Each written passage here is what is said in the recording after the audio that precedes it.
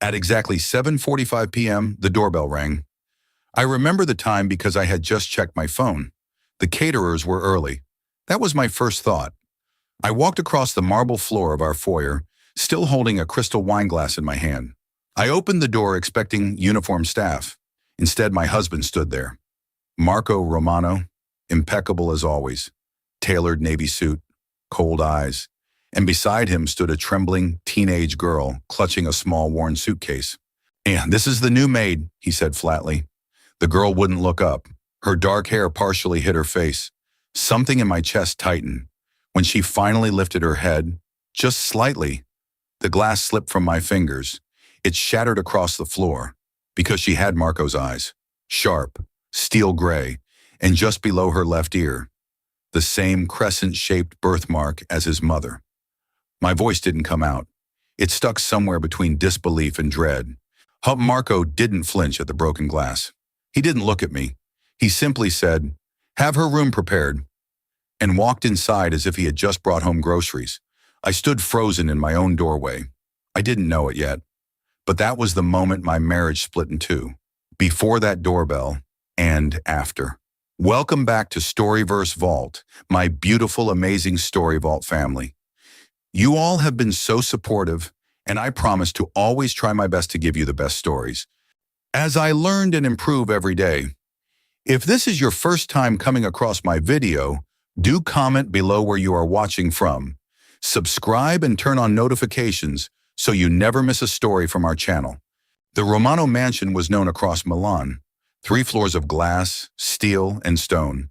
A symbol of power, a symbol of stability. Isabella Romano had spent 10 years building the image of a perfect marriage. Charity galas, hospital donations, magazine covers. Always smiling beside Marco, the untouchable CEO of Romano Global Holdings. To the world, they were unbreakable. Childless, yes, but unbreakable. Inside the house, silence carried weight.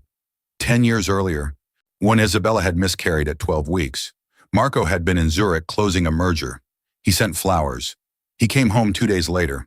They never tried again. He avoided the conversation every time, said timing wasn't right, said the company needed him focused, and Isabella, grieving and afraid of losing him, let it go. Now a teenage girl stood in their hallway, and Marco refused to look at either of them. "She'll start immediately," he said to the house manager. "No questions." The girl's fingers trembled around the suitcase handle.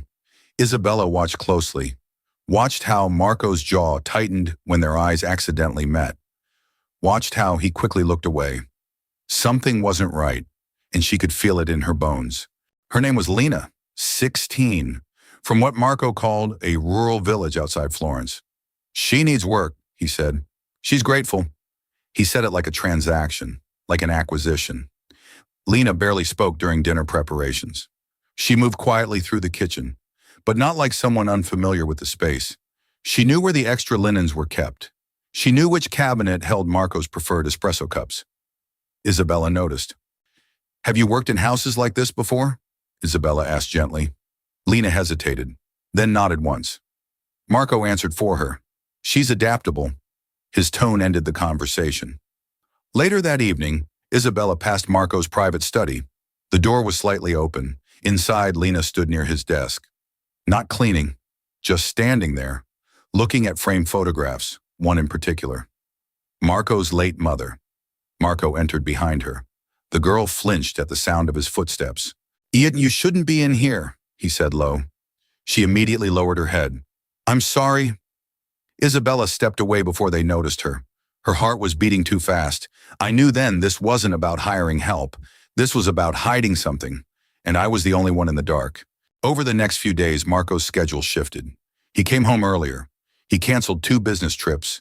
He spent more time inside the house than he had in years, but not with Isabella, with Lena, not openly, never affectionately, but watchful, measured, protective in a distant way. Once at breakfast, Lena reached for the orange juice. Marco instinctively moved the glass closer to her before she could stretch too far. It was subtle, too subtle for anyone else to notice. But Isabella noticed. She always noticed. And when Marco raised his voice at a staff member for misplacing a file, Lena visibly recoiled. Her hands shook. She stared at the floor like she was expecting something worse than yelling. Isabella's stomach twisted. That reaction didn't come from employment. That reaction came from history. That night, Isabella lay awake beside her husband. He slept peacefully. I stared at the ceiling and asked myself one question. Who is she to you? And why does she look like she belongs here? 3 nights later, Isabella heard crying, soft, contained, coming from the staff wing. She followed the sound. Lena sat on the edge of her narrow bed, shoulders shaking. Isabella knocked gently and entered. "You're safe here," she said quietly. Lena wiped her tears quickly. "I'm fine." "You don't look fine." Silence stretched between them. Then Lena whispered something that made Isabella's pulse spike. "He promised he'd tell you someday." Isabella's throat went dry. "To tell me what?" Lena shook her head. "I'm not supposed to say." Footsteps approached down the corridor. Marco's. Lena's posture instantly stiffened. Isabella stood. The door opened. Marco's eyes scanned the room. "What's going on?" "Just checking on her," Isabella replied calmly. Marco's gaze lingered on Lena. A warning, unspoken, and heavy. I felt it. Whatever secret they shared, it was bigger than embarrassment. It was fear. She tried the spare key from his desk. It 101 cern, ino 100 Ixiken, sinade wefreni, 18 Winter serdalinum, when I'm serotinum, when me severin serdandinon, the name. Under one, the men, and the mean and one, and in her mean. She tried the spare key from his desk. It fit. Inside were contracts, old documents, and beneath them, a photograph. Marco, younger, standing beside a woman Isabella had never seen. The woman was holding a baby girl wrapped in pink. On the baby's neck, a crescent-shaped birthmark. Isabella's hands began to shake. She turned the photo over. 16 years ago, the exact year she lost her child. My breathing became shallow. My vision blurred. I wasn't imagining it. The resemblance, the timing, the lie. This wasn't charity. This wasn't employment. This was blood. When Marco returned that evening, Isabella watched him differently. Every movement, every word. She waited until dinner was cleared, until Lena retreated upstairs. Then she placed the photograph on the table between them. Silence filled the dining room. Marco's expression didn't change immediately. He simply looked at the image, then at Isabella. "Where did you find that?" "That's not important." Her voice was steady. "Is she yours?" A long pause. The kind that confirms everything before words do. Marco leaned back in his chair, exhaled slowly. "It was a mistake." The word echoed in Isabella's mind. A mistake. Not a daughter, not a life. A mistake. "She's your daughter," Isabella said. Marco didn't deny it, and in that silence, everything shattered. Marco stood abruptly. "You have no idea what this could do." "To what?" Isabella asked quietly. "To the company." There it was. Not guilt, not regret, damage control. "She and her mother signed agreements," he continued. "It was handled." "Handled?" Isabella repeated. "The mother is dead," he said. "She died 2 months ago." The words hit like ice water. "And Lena?" Isabella asked. "She had nowhere to go." "So you brought her here," Isabella said. "When as a maid?" Marco's jaw tightened. "It's temporary." "Temporary until what?" "Until I decide how to manage it." Manage. Like a hostile takeover. I looked at the man I had defended for a decade, and I realized I didn't know him. Not at all. Later that night, Isabella stood alone on the balcony overlooking Milan's skyline. The city lights flickered below. Inside the house, everything was quiet. Too quiet. 16 years ago, she had lost a child. 16 years ago, Marco had gained one. He never told her. He let her grieve alone. And now that child was sleeping under their roof, wearing a maid's uniform. I thought betrayal would feel loud, explosive. But it didn't. It felt cold, calculated, intentional. And for the first time in 10 years, I wasn't afraid of losing him. I was afraid of what I might do next. The next morning, the house moved as if nothing had shifted. Staff prepared breakfast. Marco reviewed financial reports on his tablet. Lena stood near the kitchen island, slicing fruit with careful precision. Isabella watched from across the room.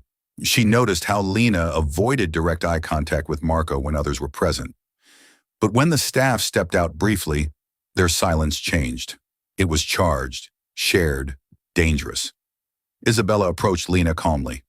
"Walk with me," she said. They stepped into the garden where cameras were fewer and walls did not echo. "You know who I am to him," Isabella said quietly. Lena's fingers tightened around her apron. "He told me not to speak." "I'm not asking what he told you. I'm asking what you believe." Lena hesitated, then finally whispered, "He's my father."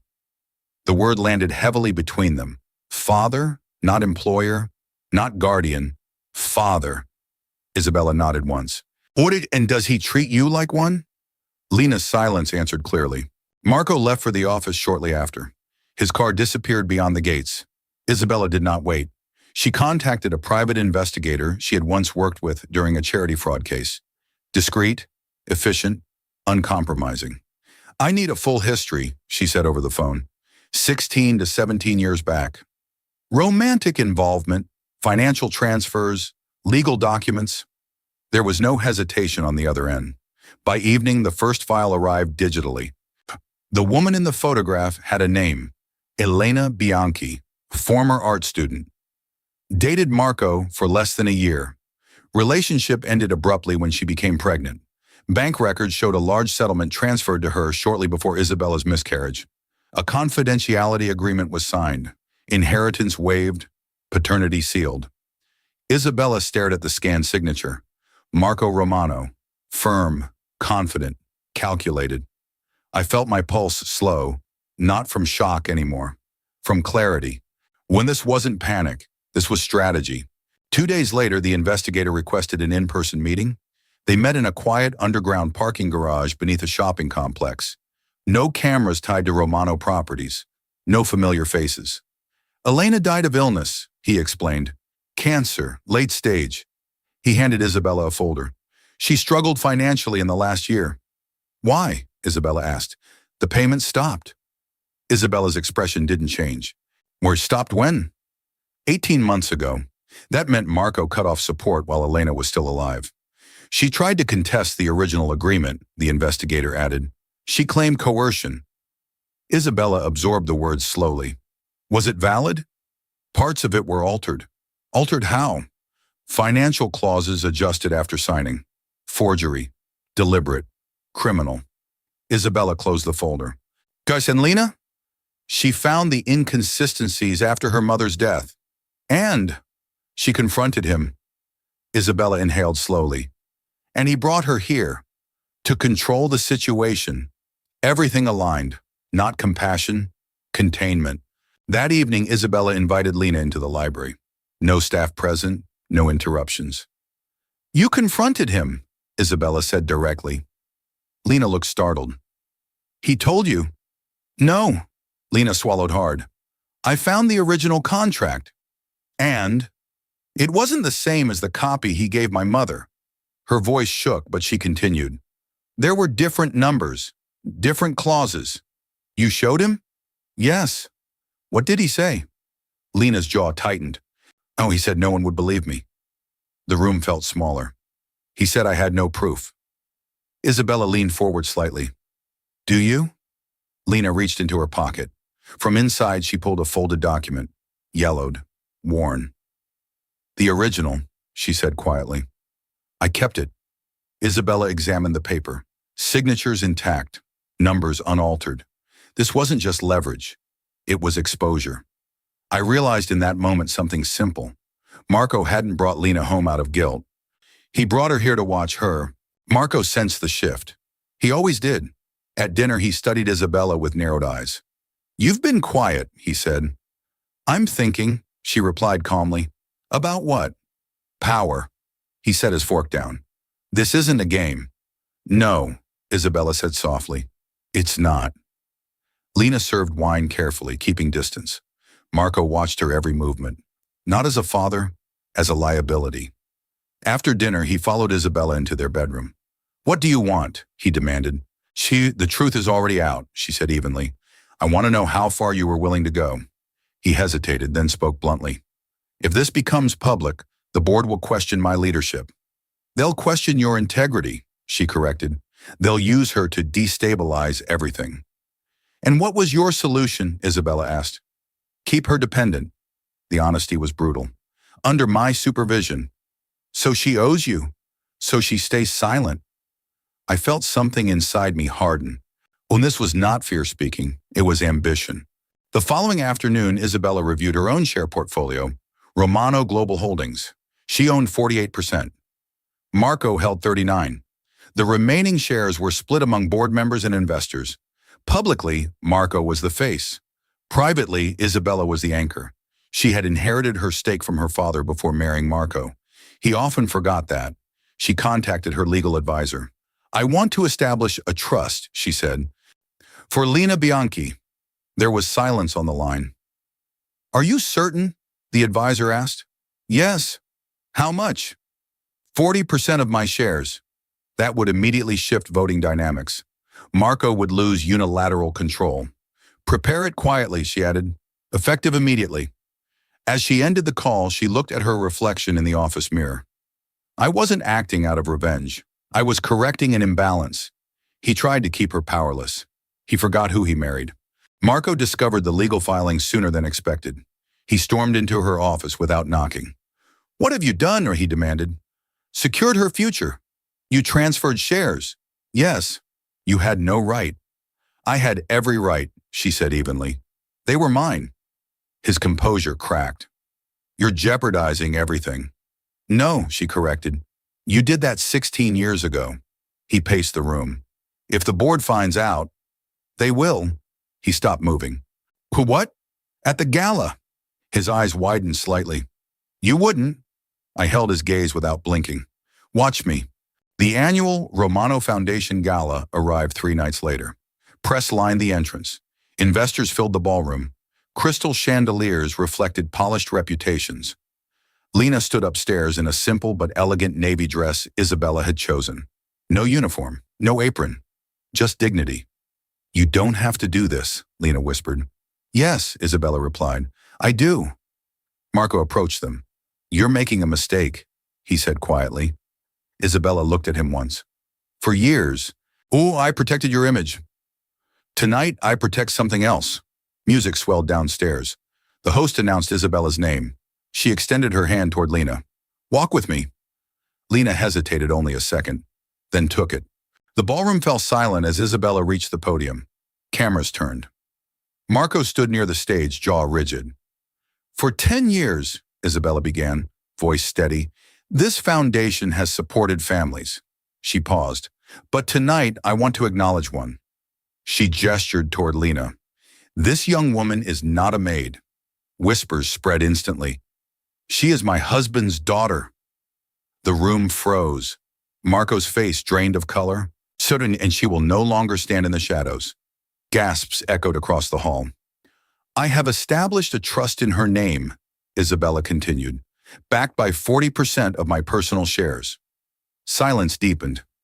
"From this moment forward, Lina Bianchi is recognized as an heiress to Romano Global Holdings." Cameras flashed violently. Board members exchanged stunned looks. Marco stood immobile, for once without control. Across the room, Lina's eyes filled with tears, not from fear, but from release. And as the applause slowly began, uncertain but growing, Isabella felt something she had not felt in years. Not love, not grief, authority. The silence after the applause was heavier than the announcement itself. Investors did not rush to Marco. They moved away from him. Clusters formed across the ballroom. Phones came out. Messages were sent. Damage calculations began in real time. I stood at the podium longer than necessary, not for drama, for confirmation. This was no longer private. It was structural. Marco approached me slowly. His expression was controlled, but I could see the strain behind it. "What, you blindsided the board," he said under his breath. "You forged a contract," I replied. His jaw tightened. "This is not the place." "No," I said calmly. It's exactly the place. Lena stood beside me, shoulders squared despite the attention. Cameras continued flashing. A journalist called out, "Mr. Romano, when did you learn of your daughter's inheritance claim?" Marco didn't answer. He walked off the stage instead, and that walk told the room everything. For the first time in our marriage, he looked smaller than the company he built. The board meeting was scheduled for 8 a.m. the next morning. Emergency session. No assistants, no media, just shareholders and numbers. Marco arrived first. Isabella entered 10 minutes later with her legal counsel. Lena remained at home under private security. The chairman cleared his throat. "Mr. Romano, we require clarification." Marco began with damage control. Personal matter. Handled responsibly. No legal threat. One, Isabella placed copies of the original and altered contracts on the table. The sound of paper sliding across polished wood echoed sharply. "Clarification," she said evenly, "requires evidence." Board members reviewed the discrepancies. Signatures matched. Financial clauses did not. Forgery. The word wasn't spoken aloud. It didn't need to be. One board member leaned back slowly. "Why bring the girl into the residence as staff?" Marco hesitated. Strategic error. And I watched his silence stretch too long. "Containment," I answered for him. Several heads turned toward me.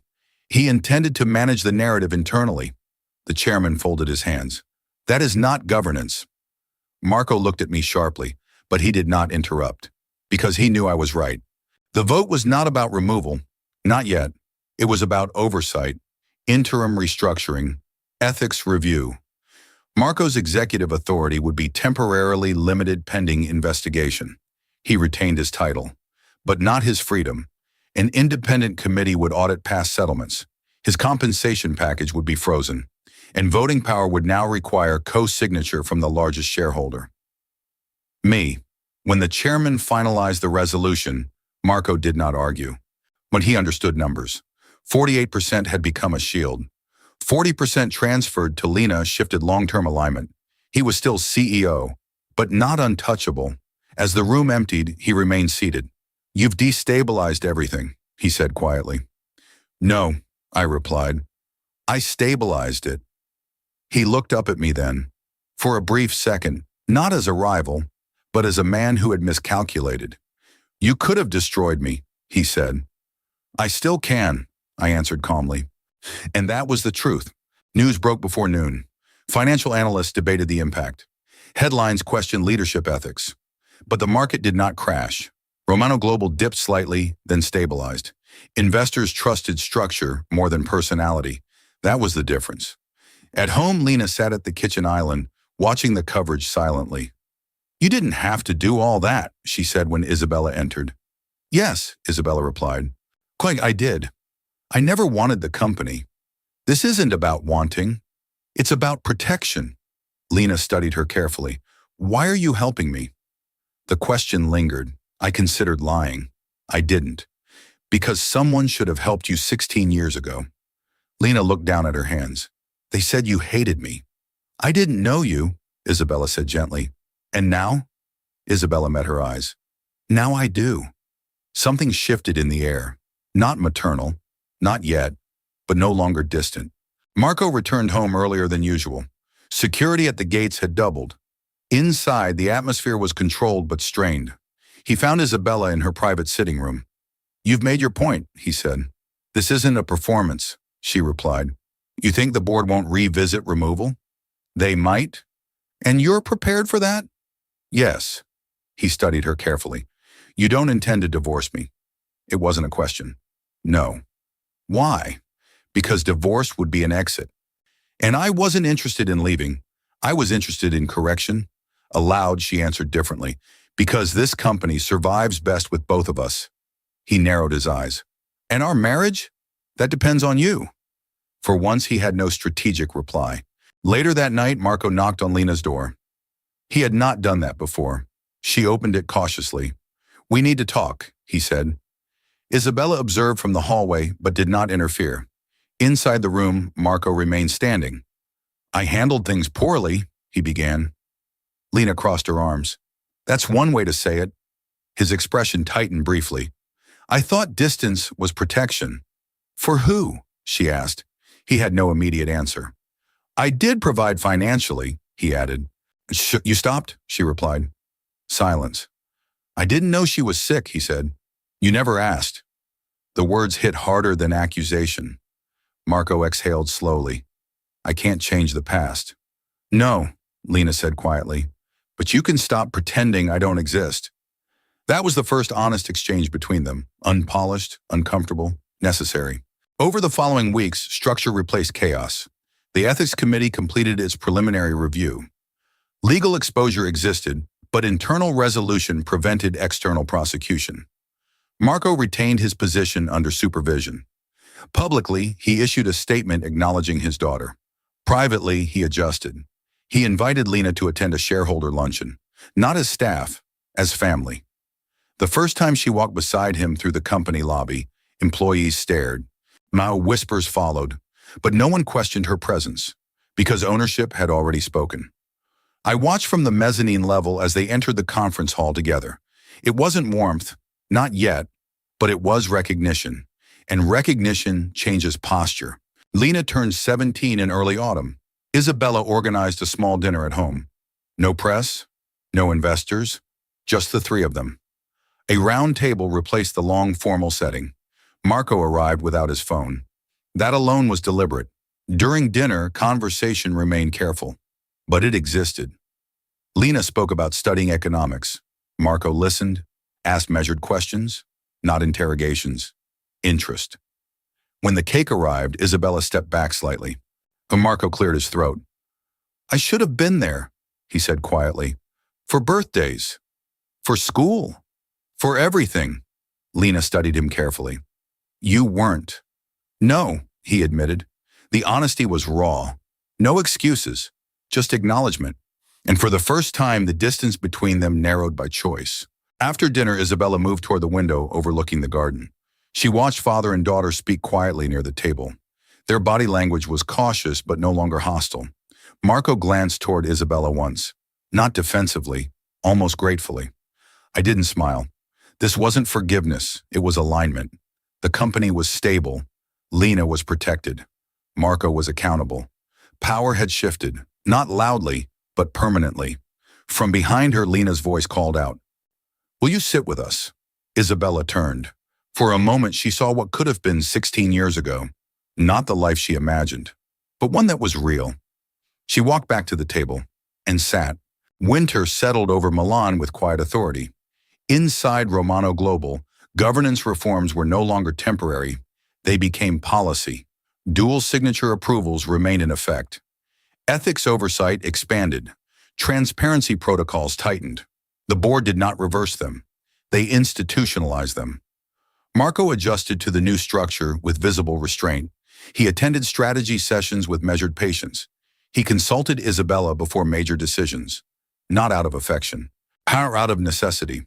At home, Lena's presence no longer required explanation. She moved freely through spaces once restricted to staff. Her wardrobe changed, her posture changed, her voice gained steadiness. One evening, she stood in Marco's study again, but this time the door remained open. She examined financial charts pinned on the wall. Marco entered and paused. You understand market volatility? He asked. I'm learning, she replied. He nodded once. Ida, good. There was no tension in the air, just unfamiliar ground being mapped. I watched from the hallway and understood something clearly. Control built fear. Structure built respect. He was finally learning the difference. Marco stepped to the stage first. Marco stepped to the stage first. He delivered numbers with precision, revenue growth, risk mitigation, governance reform. He did not avoid the scandal. He addressed it directly. Accountability strengthens institutions, he said. His tone carried no arrogance, only controlled acknowledgement. When he finished, Isabella joined him. The presentation shifted to long-term strategic expansion, emerging markets, sustainable infrastructure. Then she paused. And as part of our succession planning, she added calmly, we are introducing the next generation. Lena walked onto the stage in a tailored navy suit, not introduced as symbolic, introduced as participant. Applause filled the hall, not explosive, but steady. And I stood beside her and felt the weight of that moment. 6 months ago, she entered through the service door. Now she entered through the front. Ownership does not whisper. It stands. Outside the summit hall, journalists gathered again. But this time the questions were different. Miss Bianchi, what role do you see yourself playing? I'm studying corporate governance, Lena answered steadily. And your relationship with your father? She glanced briefly at Marco. It's evolving. Simple, honest, measured. Marco placed a hand lightly at the center of her back. Not possessive, supportive. Isabella observed the gesture carefully, but no cameras caught the subtle shift in his expression. Regret had been replaced by responsibility. Later, inside the car, silence filled the space. I underestimated you, Marco said quietly to Isabella. Yeah, she replied. And her. He nodded once. I won't again. For the first time in years, his statement did not sound strategic. It sounded resolved. Outside the summit hall, journalists gathered again. But this time, the questions were different. Miss Bianchi, what role do you see yourself playing? I'm studying corporate governance, Lena answered steadily. And your relationship with your father? She glanced briefly at Marco. It's evolving. Simple, honest, measured. Marco placed a hand lightly at the center of her back. Not possessive, supportive. Isabella observed the gesture carefully. When no cameras caught the subtle shift in his expression, regret had been replaced by responsibility. Later, inside the car, silence filled the space. I underestimated you, Marco said quietly to Isabella. Yes, she replied. And her. He nodded once. I won't again. For the first time in years, his statement did not sound strategic. It sounded resolved. Months passed without crisis. The company's valuation climbed gradually. Public trust stabilized. Internally, Lena began interning within the compliance department. She reviewed historical contracts, audited procedures, asked direct questions that made senior executives uncomfortable. Isabella encouraged it. Marco did not interfere. One afternoon, Lena entered the boardroom during a review session. She presented findings on outdated settlement frameworks. Her voice did not shake. These clauses create ethical risk, she stated clearly. Several board members shifted in their seats. Marco listened without interruption. When she finished, the chairman nodded slowly. Implement revisions, he said. The vote passed unanimously. I felt something unexpected then. Not pride, not triumph, validation. The system was correcting itself from within, and she was part of it. At home, dynamics continued shifting in subtler ways. Dinner conversations expanded beyond surface topics. Marco asked Lena about university applications. Isabella discussed international programs. There were disagreements, healthy ones. Lena challenged assumptions. Marco countered with data. Isabella mediated when needed. One evening, Lena asked directly, "Why didn't you tell her back then?" Marco did not deflect. "I was afraid of losing control." "Of the company?" Lena asked. "Of everything," he replied. Silence followed. Then Lena said quietly, "You almost did." He nodded. "I know." No raised voices, no defensiveness.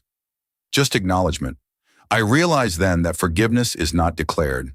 It is built through consistent behavior, and consistency had begun.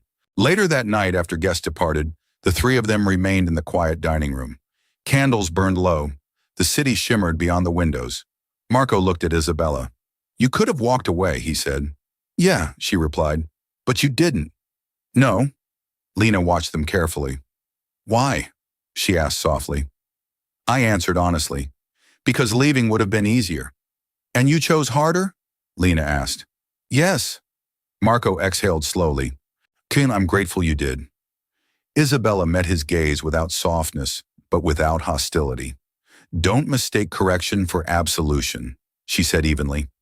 "I won't," he replied. The understanding between them was clear. This was not romance restored. It was partnership redefined. 1 year after the doorbell rang, the mansion felt different, not lighter, stronger. Lena reviewed university acceptance letters in the living room. Marco stood nearby, offering measured advice. Isabella finalized board documents on her tablet. The television displayed financial news praising Romano Global's governance reforms as industry-leading. No one mentioned the scandal anymore, because it had transformed into precedent. I sometimes think back to that shattered wine glass, when to the moment everything split. It did not destroy us, it exposed us. And exposure forced change. That night, as they gathered for dinner, Lena took the seat at the head of the table. Not by instruction, by confidence. Marco did not object. Isabella did not correct it. She simply watched and allowed it. If this story moved you, if it reminded you that power without integrity collapses, then stay connected. Subscribe, like, comment where you're watching from. Because stories like this are not about revenge. They are about structure, consequence, and choice. And there are more coming.